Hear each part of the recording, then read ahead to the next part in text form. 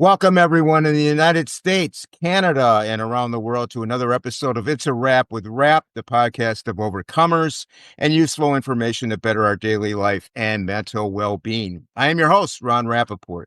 I would like to thank all of our listeners, our viewers on our YouTube channel, It's a Wrap with Rap, the podcast uncut, and our sponsors and supporters for making the podcast such a success.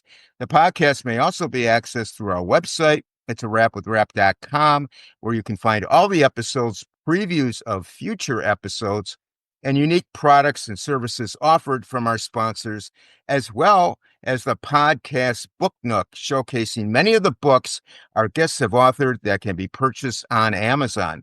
My guest today is Paul Doughty. Paul is an author, speaker, and TV series creator.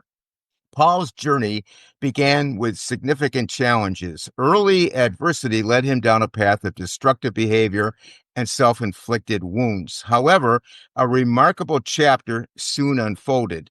Through the healing power of counseling and proactive action, Paul embarked on a journey that went beyond physical recovery and delved into the depths of spirituality and self-discovery.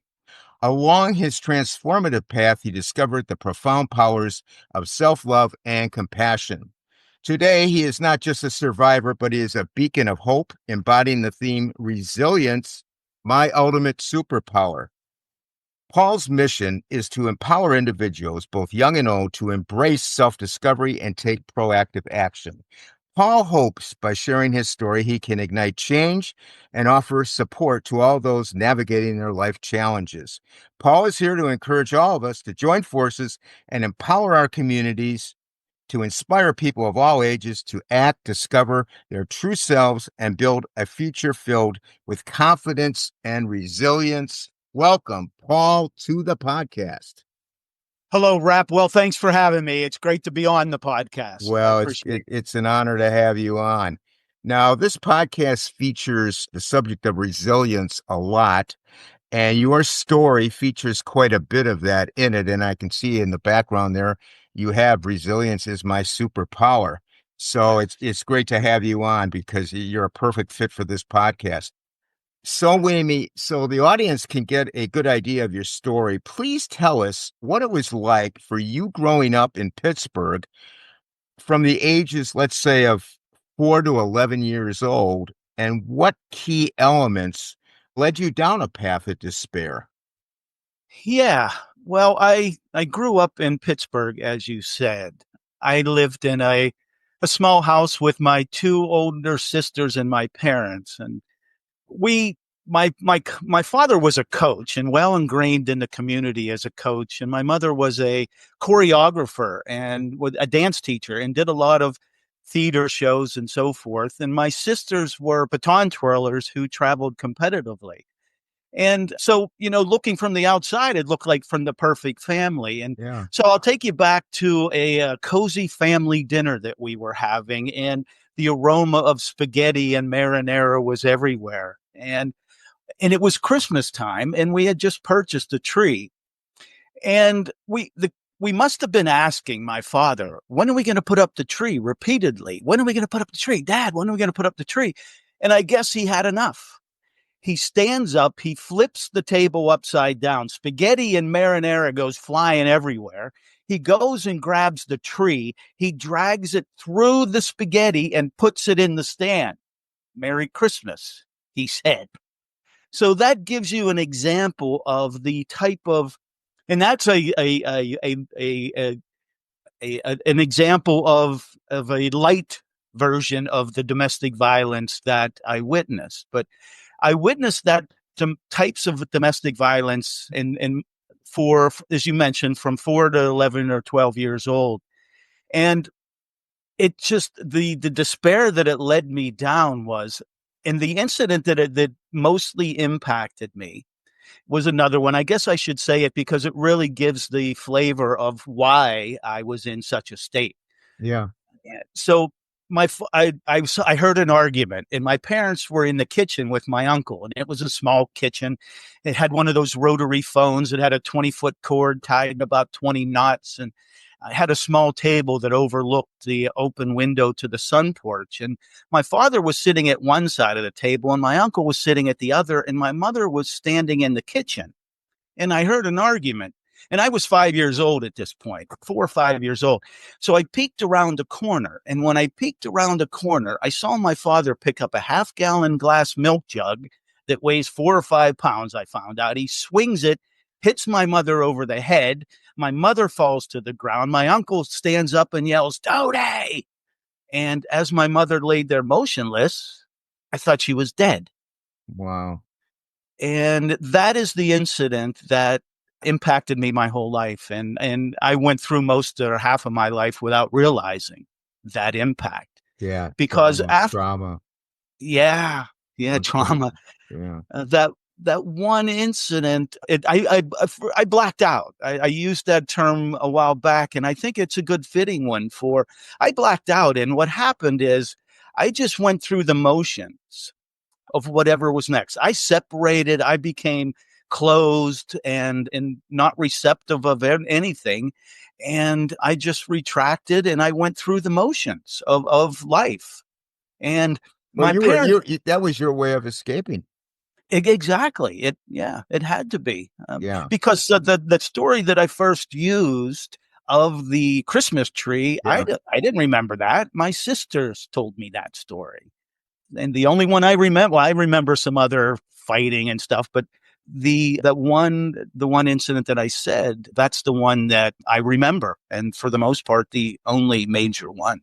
Well, was your dad suffering from any type of like alcohol abuse Yeah. or was it just psychological problems? I mean, obviously something was wrong. Yeah, well, the psychological problems could have been, but back then nobody had psychological problems. Right? Yeah. This is 1960s and 70s, Yeah. 60s and 70s. But yeah, he did have an alcohol problem. Because what would occur is my mother, as I mentioned, was in kind of show business, and she would be out, doing shows, and then after the shows, they would go out and drink and have fun. She'd come home at 2 o'clock, probably smashed, and he smashed, and when the fight started. So yeah, I think they both of my parents at one point had an alcohol problem. Yeah. Yeah. What was your escape from your family life other than, going into that show? Did you have any outlets at all? Yeah, a great question. My outlet was football, was Okay. sports. Okay. My father was a coach, so when he was coaching and he was there, I was usually at practice. So I started playing football in third grade and played through 12th grade, and that was my outlet. And one of the things that is, I think, worth mentioning is in sixth, seventh, and eighth grade, after my father left. I watched the practice through 1 mile each way for 3 years. And, I say to myself, I said to myself, why'd I do that? And because if I wouldn't have, I know I wouldn't be here. And because it was my family, it was, like you said, my outlet. It gave me that place where I can let out some of my frustration and express myself without words. It was like a release valve. Uh, Yeah. how did he treat you when he was your coach? Well, my father never coached me. Oh, he didn't. Okay. He was coaching as when I was, because he was only there till I was in sixth grade, Okay. whatever age that is. So Okay. while he was coaching, I was younger and I would Gotcha. go to practice. Yeah. Okay. So And can you he would, describe? Oh, go ahead. Go ahead. I Sorry. was just a couple things that came to mind because of that is, he had an old Pontiac, I don't know what year, 57 or something. And at that time, after football practice, they would throw all the equipment in the back of his trunk, as opposed to, like you take it home as you do today. Yeah. And I just remember the smell of that trunk. And in addition, my father always used to sell hot products. I don't know where he got them, but he always sold hot products out of his trunk as too. I don't know why I came up with that. It just It's dawned funny on how me. how your mind triggers that. Yeah. Can you describe what life was like for you after your parents got divorced when you were just 11? And I understand you lived unsupervised from ages 11 to 18. And Mhm. tell us how things keep going for you and your sisters with your dad out of the house. And correct me if I'm wrong, but I guess mom chose to live with a priest who was moving around rectory to rectory. Yeah. Is that the scenario? That is the scenario. So after the divorce, my father, I guess he went on to his and did his own thing. It's not that he wasn't nearby, but I rarely saw him. Right. And my mother, as I mentioned, was in show business, Yeah. and she used to put on theater shows, and she was also a judge. So I think she was doing a Miss America pageant. Okay. And she met a priest, a singing and dancing priest, who was also one of the judges. And they became friends, and she then became he was a student of hers, if you will, with the singing and dancing. And they would put on shows. One of the shows they put on was with three priests, right? It Wow. was, I forget the name of the show, but there were three priests in the show. Yeah. So my mother was living with one of the priests. The other priest was quite a gambler because I had family. It was a bookie, and he bet. And the third priest was dating a nun. Paul, So you can't make this stuff up. you can't make it up. Well, that's why I'm making a TV series. Yeah, we'll get to that. I mean, you can't make this stuff up. This is like Oh no, crazy. you can, and it was quite a show. I'll tell you. So my mother was doing that, and me and my sisters. I was 12. My sister, my oldest sister, was a senior in high school Yeah. when they got divorced. Yeah. And we lived in the house that we grew up in for probably 3 years before it was sold by ourselves us three kids. Today in social services would have been called in a second. But Well, yeah. yeah, we lived there, and my sister again was a senior. So, that became a party house a little bit. And we had friends. My sister had a friend that, more or less became my third sister and stayed there all the time with us. And I, there were times where I didn't have anything to eat. Well, I let had, me ask you a question. Who's paying the bills for all this? I, when we lived in the house, I don't know. I don't know. Maybe nobody was paying the mortgage, and that's why we had to finally move out. I don't know. Oh, okay. At least in the house. But after we moved out of the house, we moved from apartment to apartment, and 1 month we'd have no heat, the next month we'd have no electricity, and so we moved around So and when around. you were with your sisters living in the house for 3 years, mom and dad are just like nowhere to be found? Nowhere to be found. Yeah, yeah. But we would call for my mother, and the priest wouldn't let us talk to her. Really? He My mother went from one abusive situation, unfortunately, to an emotional abusive situation. Yeah, yeah, it sounds that way. Because I just found this out recently, Rap, that it's a generational thing. I found out. There? Yeah, I'm back. I Was lost that you. me or you? No, I don't know. We lost our connection. So if you're watching this on YouTube, you're watching it uncut. This is what happened. This is what happens from time to time. Yeah, Yeah, yeah. the Zoom must have had a connective issue.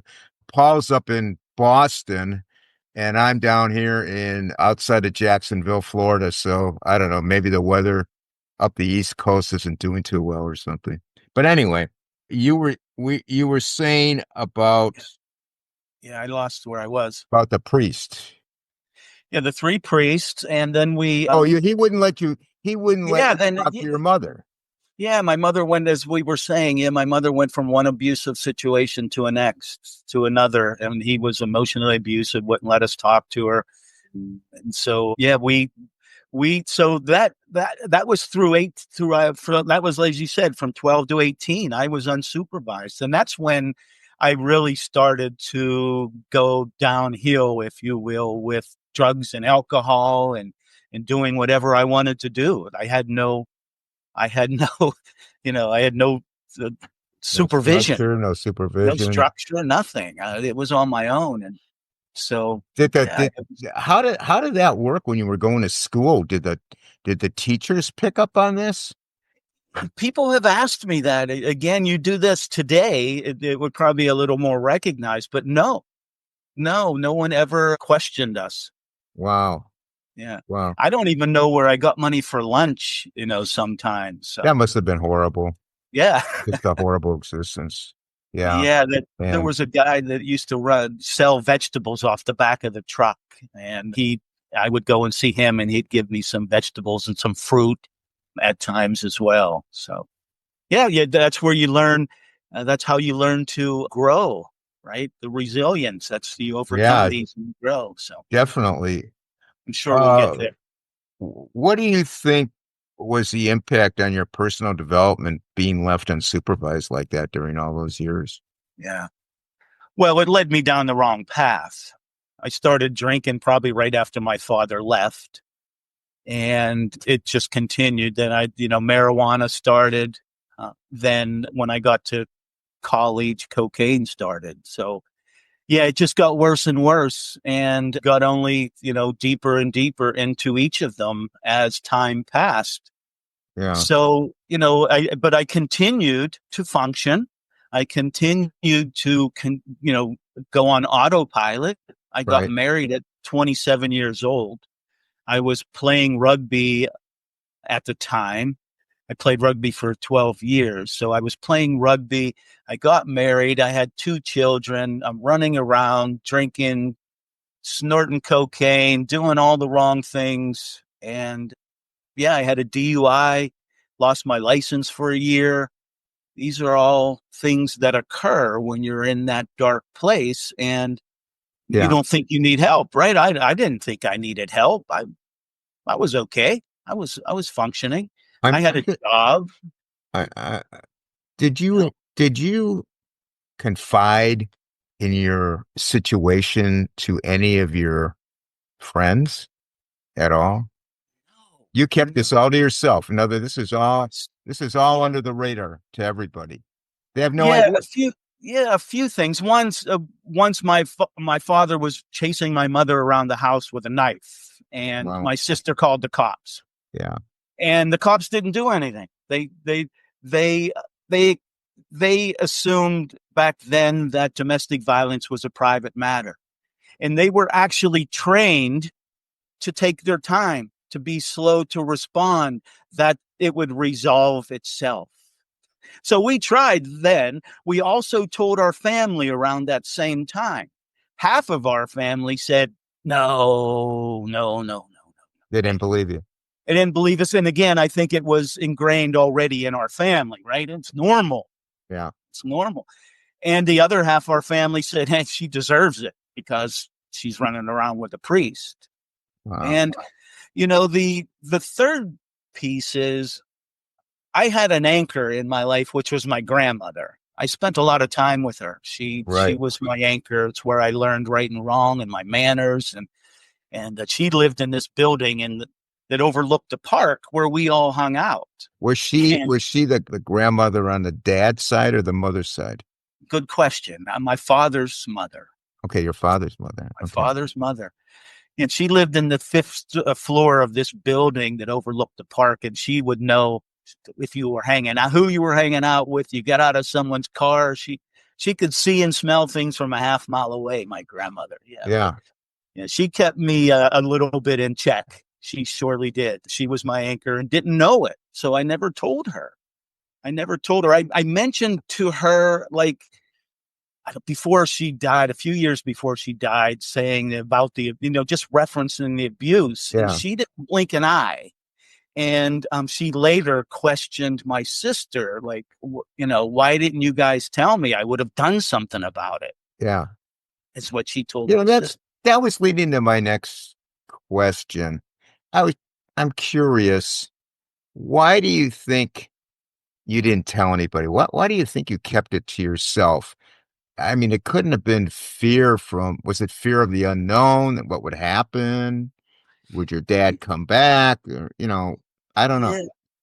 Yeah, there's probably a few things. One, I was probably embarrassed Yeah, because I remember when my parents got divorced. This was 72, yeah, and divorce wasn't, like it is today. So I right. never used to like to say the word divorce. So that was one reason. It had a stigma to it. It had a stigma to it, and Blair Sorrel, a guest and supporter of the It's a Rap with Rap podcast, has written her amazing debut memoir titled Schizoid at Smith: How Overparenting Leads to Underachieving. It is a kaleidoscopic look into a world viewed through a unique and brilliant mind. Blair writes about a little known condition she has called schizoid personality disorder, occurring in about 3 to 5% of the general United States population, that she had properly diagnosed in her 30s. Strange as it may seem, some status seeking parents sabotage their children's chance of success. Early disparagement imprints lifelong low self esteem, a social phobia impairing concentration, along with a dread of authority figures. Genius or genes do not factor so much as the fundamental influence of competent, caring guardians. The book is a breakthrough female narrative instilling greater understanding and possible prevention of this condition. The memoir is set mostly in the 1960s, the heyday of classic rock. Icons appear as bit players, providing Blair's saving grace and becoming her special friend. Blair recalls vivid life experiences stemming from her distant father and a mother overly strict, stressing the perils of even the smallest infraction, using a vocabulary no small child could understand, and leading her to become psychologically burdened.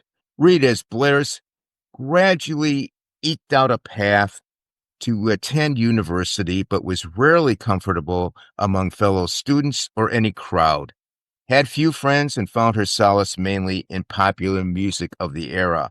Blair bears her soul, going through her family dynamics and their contribution to her suffering. On the positive side, the memoir is heartfelt. It offers valuable insights into the impact of overparenting on a child's psyche and serves as a cautionary tale. Share Blair's journey through humor, hope, and all that stellar music.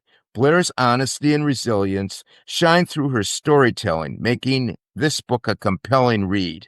As you read, perhaps you will also emerge a better person. The memoir, titled A Schizoid at Smith: How Overparenting Leads to Underachieving, is available in hardcover, paperback, and Kindle formats from Amazon and Barnes& and Noble. and as well, I thought it was normal. It's how I grew up from Yeah. 4 to 12, and we used to hear the same type of abuse happening right next door, the same screaming, yelling, fighting, and Oh, really? Yeah. yeah, it's the house right next door. It was crazy. So So you didn't know any difference. didn't know any different, The and way it is, I guess. yeah, Huh. and but what I talk to the teenagers about is because I think this is the number one reason is because we don't want to be labeled as somebody with a problem. Yeah. Paul has a problem. Yeah. But as we know, we all have problems. So, but I think that's the number one is just how people will judge us Sure. is a good, Sure. You'll always be, oh, Paul from that house, yeah, yeah, with all the ruckus going on. Yeah. yeah. Yeah, Exactly. it's funny. I posted something and a kid just said well, you flunked English that year. And I was like, did I really? I was like, I didn't remember. And he got all like, oh, no, no. I was like, no, that's okay. What kind of grades were you getting? C's. I was a C student. Okay. Um, But you but were I didn't. passing. Somehow you were passing. I was past, but I didn't take a book home. Not in high school. I did not take a book home one Wow. time. It's a shame. Yeah. And I majored in physics in college. No kidding. Yeah, it was. Wow. It would I guess I have some genes there that at least my parents were somewhat smart. Yeah. Now after you graduate, Yeah. I'm sorry, Paul. I don't know where it's coming from, but I'll edit it out, so don't worry. Okay. Yeah. I'm not worried about Not it. a problem. Now, after you graduate high school, I guess you went to college and then you were in the IT industry and you got married at 27 years old. You had two kids, like you mentioned, but then you walked away from the marriage and you stated that when you went through life until the age of 35, you just went through the motions. What does that mean? Yeah, as I said, it's kind of like I describe it as I was like living life behind the like a veil, like in the fog, and just going through the motions. Like I said, that one incident impacted me. It's like a blackout almost, right? So I just continued to go through the motions until I took action. So I at 27 years old, I got married as you stated, and I had two kids. And then about 6 years after that is when I kind of took that uncomfortable step and started therapy. I took action. Okay. And when I started therapy, it was apparent to the therapist that I didn't remember anything. So Yeah. she contacted my mother and suggested my mother write me a letter. So my mother wrote me a letter that provided me some context of what happened and when, but never why. She never mentioned why. But what kind of what happened and when it really helped because it provided some timelines and some context. My mother had given me a tape of a book called 101 Ways to Transform Your Life by Dr. Wayne Dyer. And it's kind of a compilation of many of his writings. And she had provided that to me a couple years earlier than this time frame I'm talking about. And it sat on the shelf and, I didn't need it at the time. But I started therapy, got a little information, and I started listening to this because it was a cassette tape back then, this book. And then things started to happen. I didn't like where I was, so I said that as I mentioned, I got divorced. So the day that I told my children that I was leaving, Yeah. I was assigned to a project in Cleveland. So I go to Cleveland, and the project site was right next to a church. Now, I never used to go to church, never had any interest in church. But what I did was I went over to the power hour at lunch hour and went to mass a few times. And I ended up writing a letter to the priest. And I kind of explained to him that I just left my wife and kids, going through this change. I'm in this dark place with drugs and alcohol, and ended up meeting with the priest. And the result of that meeting was he said, just pray. Just pray. What is it that you want from me right now, oh Lord? Okay. So I left with that. Yeah. A couple months later, I'm sitting at a bar drowning my sorrows. It's busy, patrons everywhere, a couple bartenders helping everyone out, and there's a DJ playing behind me. And I look at this bottle. All right. Next time it happens, I'm gonna log off and just wait a couple minutes and log back on. Let's hope it doesn't happen though. All right. Okay, so we're picking it up. You're at the bar. It's a busy bar. Yeah. Is Okay. that where you want me to start? Yeah. Yeah. So yeah, I was sitting at the bar and it was busy. There was patrons everywhere, a couple bartenders helping everyone out, and there was a DJ playing music behind me. And I look at this bottle of vodka behind the bar. Yeah. And I say to myself, what is it that you want from me right now, oh Lord? And soon as I said that, the DJ behind me said, yes, that is God. I didn't turn around to look. I didn't need to. I knew he was talking to me. Another time I was in this busy area that was on the beach, the coastal beach, and it was a public area, so it was really busy. And I was looking for a place to pray. Again, I'm not always look for a place to pray, but this particular day, I was looking for a place to pray. So I said, well, I'll just drive along the coastal road and see if I can find a place to pray. So Right. I'm driving along the road and I come down this hill and I see this big opening that overlooks the ocean. So I pull my car down and I come walking up to this area. And when I come walking up, I look in the ground and there's this circular formation in the ground outlined with rocks. It was a labyrinth. Now, labyrinths have been used for thousands of years as a spiritual tool for meditation and reflection. And a labyrinth has one way in and one way out. So I started walking through this labyrinth. And when I got to the center of the labyrinth, I looked down and there's this little pile of rocks. And sticking out of this pile of rocks is a crucifix of Jesus. And this overlooks the ocean that has a lighthouse. And this lighthouse flashes 143. 143. The light flashes 143 for I love you. Somebody was trying to tell me something. Yeah. Then on my birthday, September 12th, 1998, I quit drinking. I just gave it up like a snap of the finger, and I haven't had a drink since. Now, Wow. the problems haven't gone away, but I wouldn't be here if that didn't go away. I could promise you that. Yeah, that was a godsend. No doubt about it. Now, you've gone through so much adversity. You exuded so much resilience. On top of all this, you have a bout of Lyme disease for almost 10 years that left you depressed and suicidal. When did that start on top of all the other adversity you were facing? And how did you get through it? Yeah, I mean, it's a combination of things. While I was going through the Lyme disease, I had Lyme disease for 4 years before I knew it. And if Lyme disease is something that you want to try to catch right away, and the longer that's in your body, the harder it is to get rid of. Yeah. It's a tick-borne illness that usually comes from a deer, and I had it for 4 years before going on antibiotics for another 4 or 5 years. Yeah. So I was on 3 different antibiotics at one time, going up and down, up and down. And around the same time, I had gotten remarried, and my wife, who became emotionally abusive. At this time, I also found out that she was having an affair of 12 years. I didn't know the 12 years at that time. So I'm in this depressed state because of the Lyme disease in itself can make one depressed. Sure. Because it makes you feel alone. It makes you feel isolated. And so I have the Lyme disease. I'm in an emotionally abusive marriage.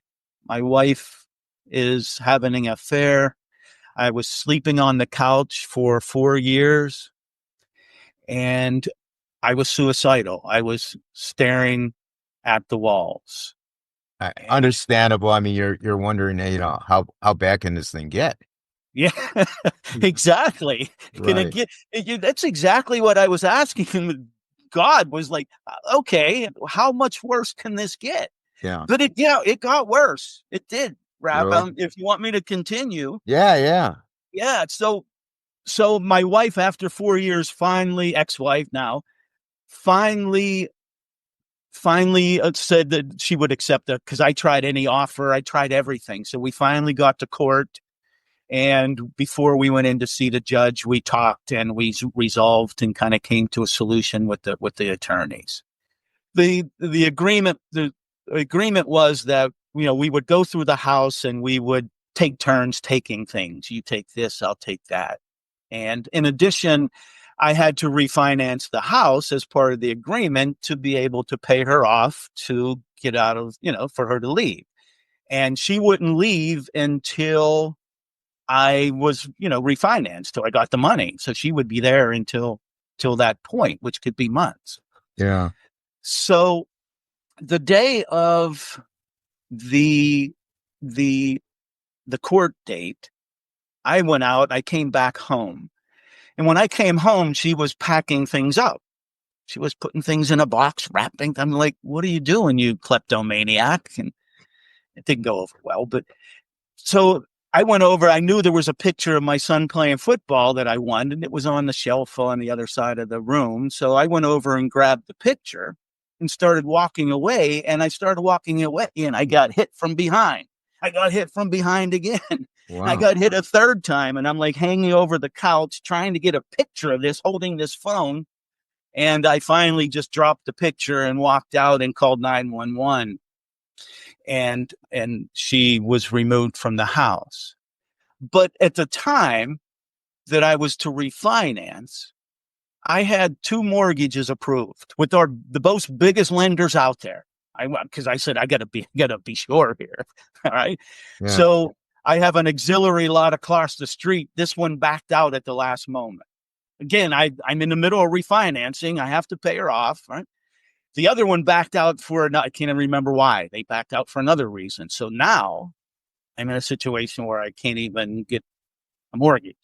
So I contacted my local guy who I had my current mortgage with, and he got me financed.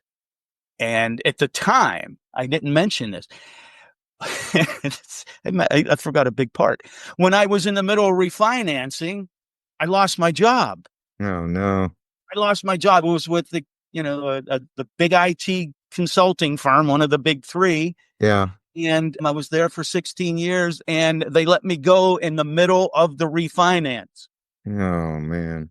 So I'm like, how am I going to get bought? Then the 2 back out. So then I go to my other guy, and they say, send me your last paycheck or your most recent paycheck.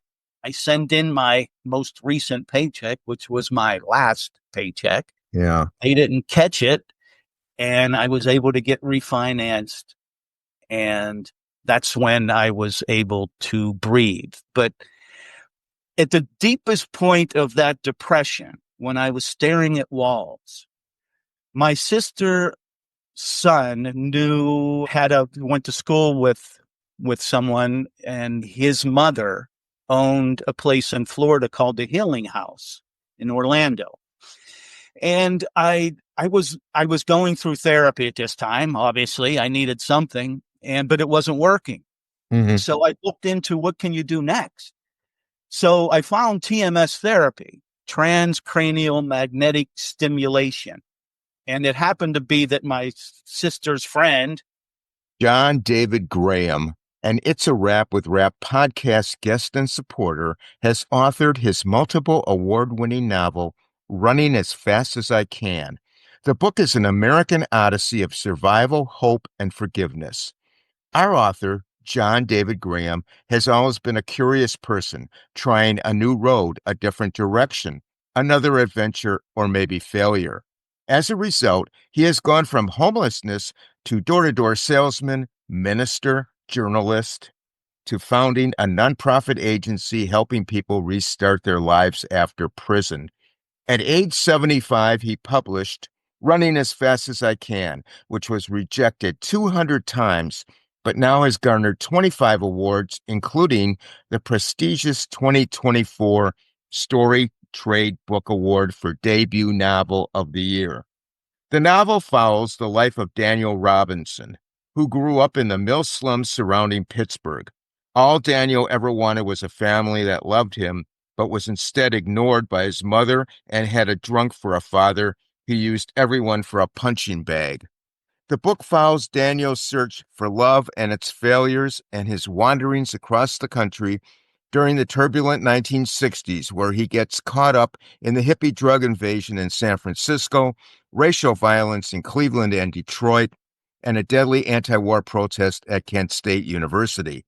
From his failed relationships with women after nearly losing his mind, he again goes on the road, but more of a dead man walking experience until he meets Kate, who is running from her demons. Together, they get a second chance at love and the family they both want. Because of his experience with street people, Daniel is offered a job helping men coming from prison. Daniel and Kate find housing for Charles Vickers, a black man who spent 20 years in prison for a rape Daniel is convinced he never committed. The local community is enraged, especially when a local girl disappears, and Daniel is the focus of their rage.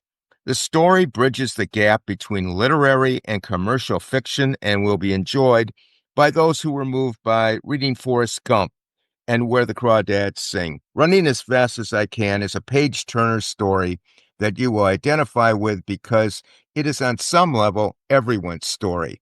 Running as Fast as I Can is available from Amazon in hardcover, paperback, Kindle, and audiobook formats. Information about the book will be listed in the podcast notes. Owned this place that offered TMS therapy specializing with Lyme. Isn't that Wow. funny? Yeah. So Things are starting to turn around. I'm sorry? Things are starting to turn around a little bit. Again, yes. Yeah. For a second time. This is kind of the second coming. Yeah. Because the first one was the awakening and kind of quit drinking. And then this was kind of getting me over to a new life, really. Yeah. So I forget where I was. Oh, it was about your sister's son. Oh, yeah. So the TMS. TMS theory, transcranial magnetic stimulation. So I went to Florida, and you sit with a psychiatrist to figure out how crazy you are, and they put this thing on your head. It's magnetic, so it's like almost a dome, and there's a magnetic thing that feels like a woodpecker picking in her head, and they put your arm like this, and they peck at different spots on your head, and your hand goes like this involuntarily. This goes like that.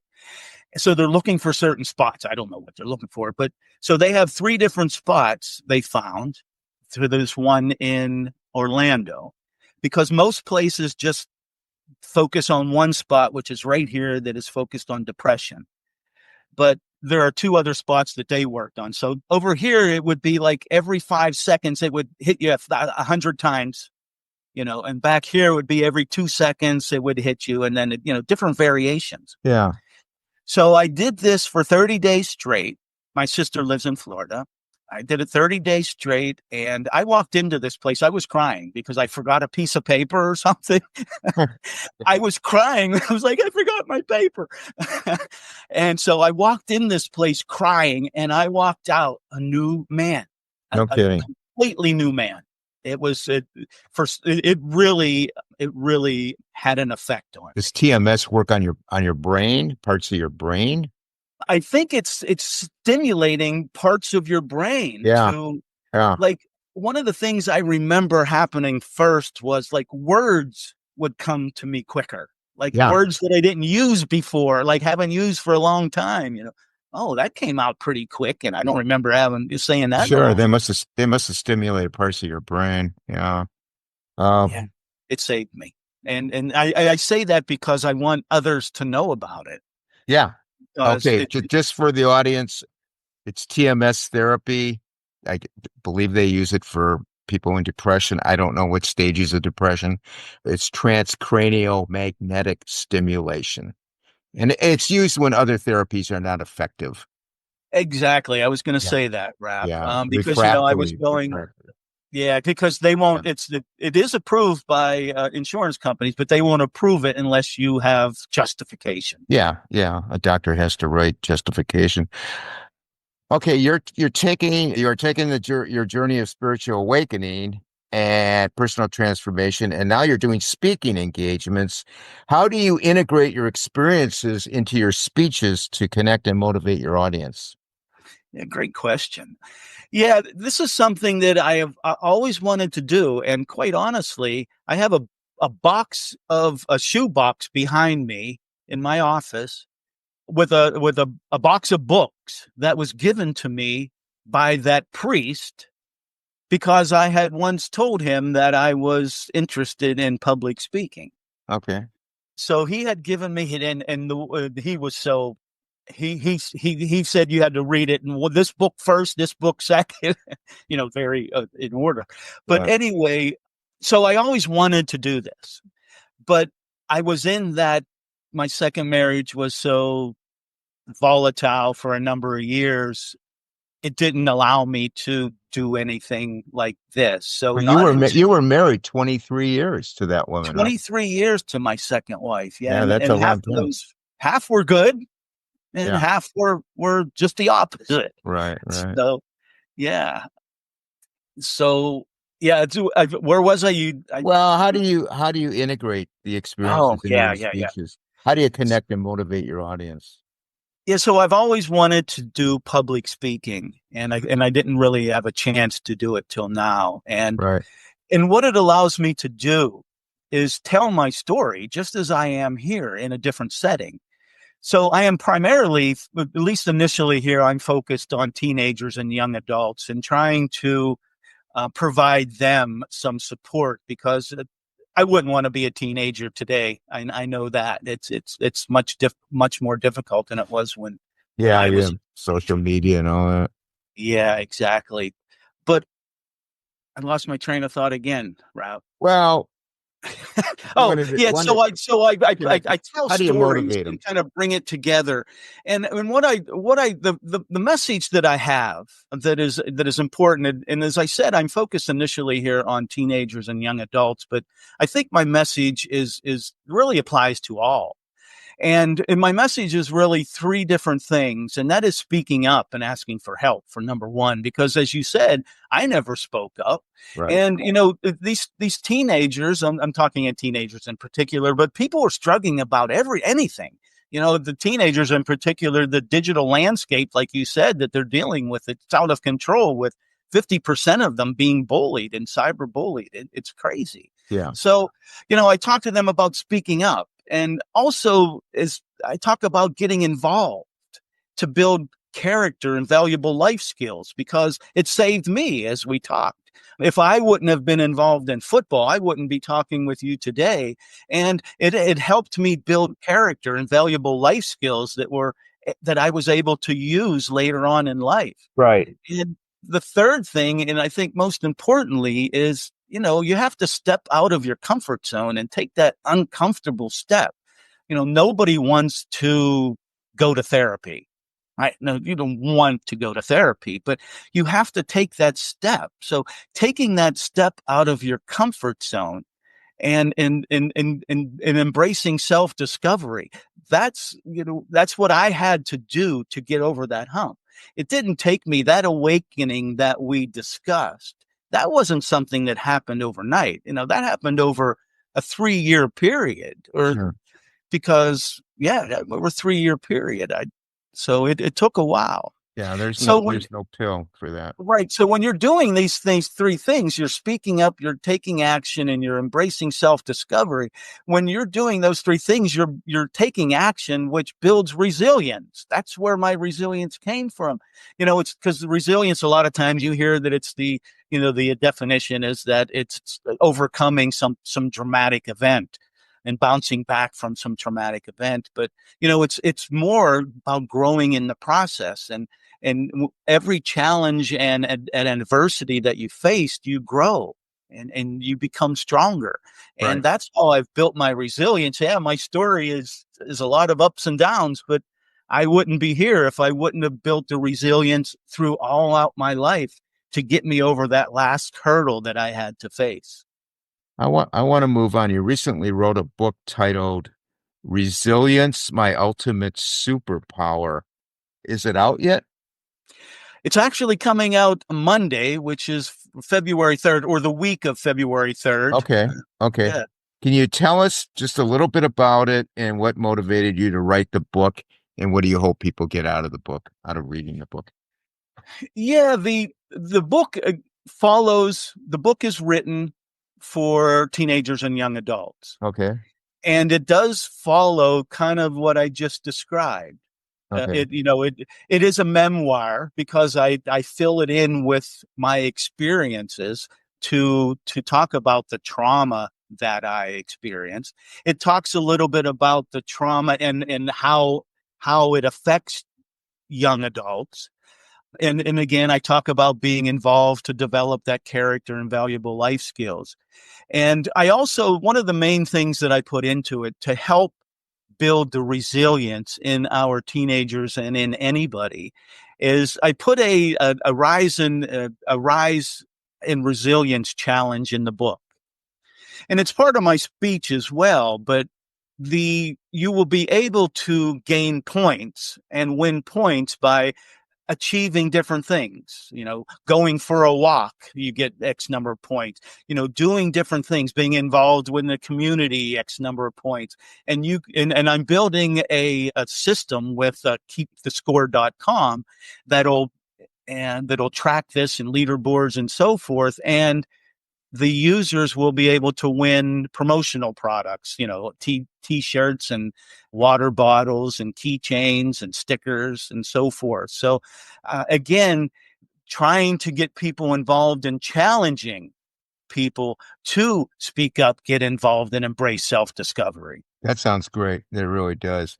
Now, you are now, as we speak, a TV series creator of the soon to come series titled Behind the Curtain, a journey of choices, challenges, and triumph, which is a great title for what you went through, which is a scripted TV drama based on your story set in the 1970s.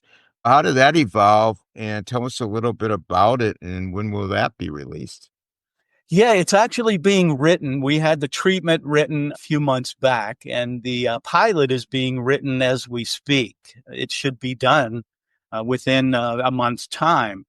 And the pilot is based on the series will be based on, I don't know if any if you've heard of The Butterfly Effect or Sliding Doors, or two movies that are based on a decision.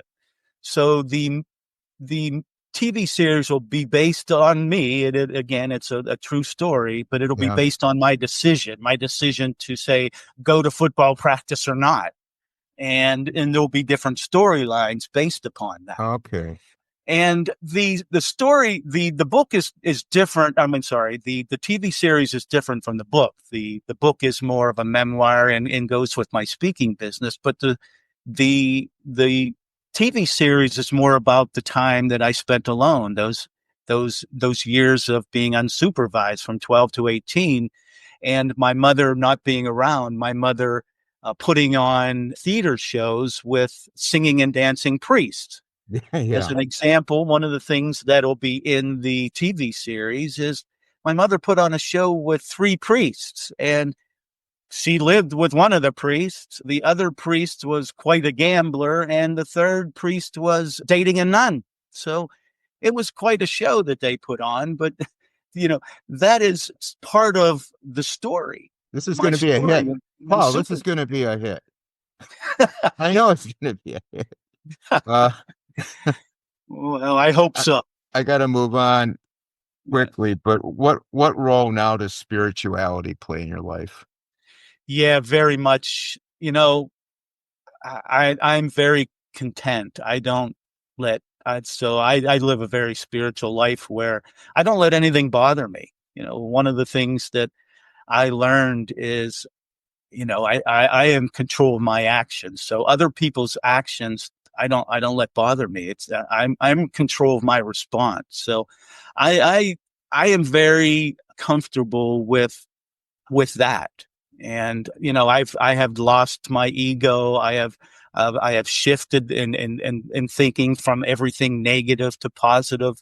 Another book that I read was 101 Ways to I'm sorry, Power versus Force, which talks about consciousness and the different levels of energy and consciousness that we go through. And, the lowest levels of consciousness are shame and fear.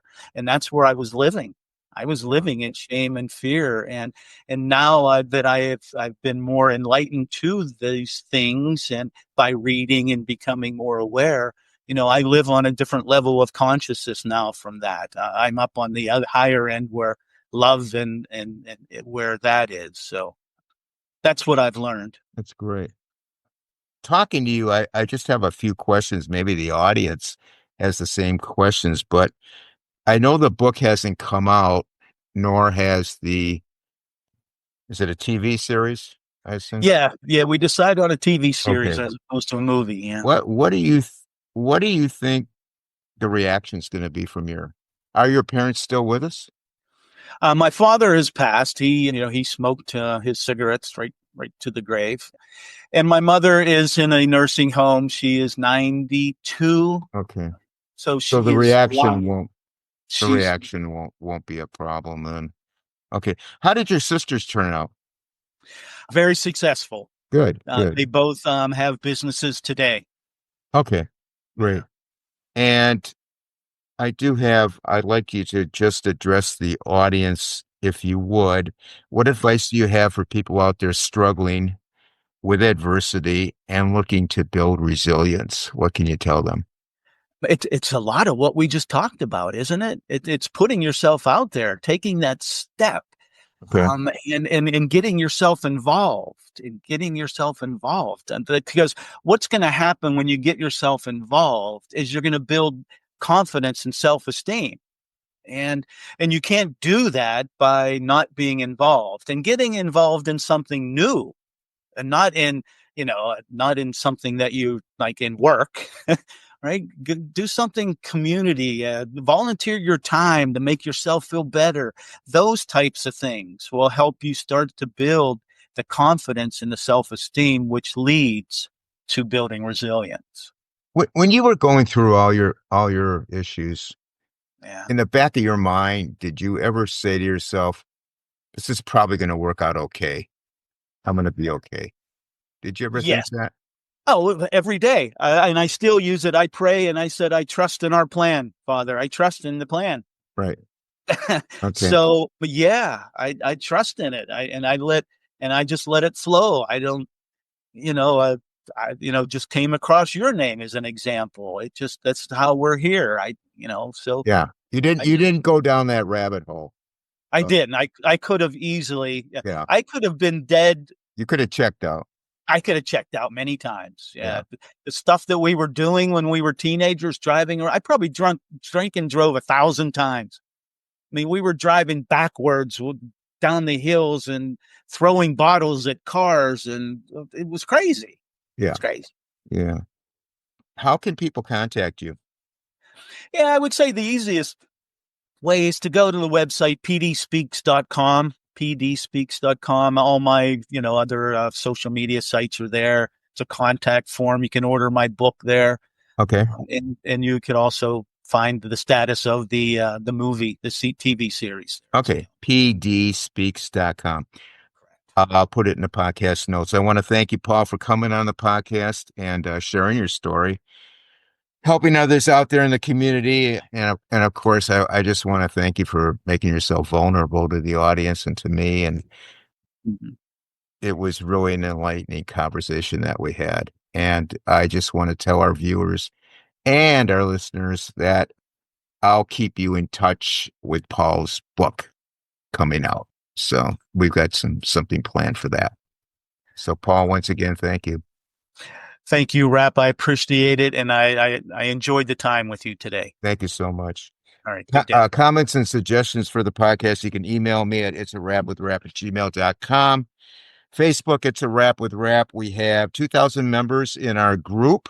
And if you want to join as a private group, email me at itsarapwithrap@gmail.com and I'll let you send you an invitation. Our Instagram is It's a Rap with Rap Podcast. We're on Twitter or X at at rapper WRAPPER 130. Our YouTube channel is It's a Rap with Rap the Podcast Uncut. And our website is itsarapwithrap.com. I want to thank everyone for listening. Please stay safe out there.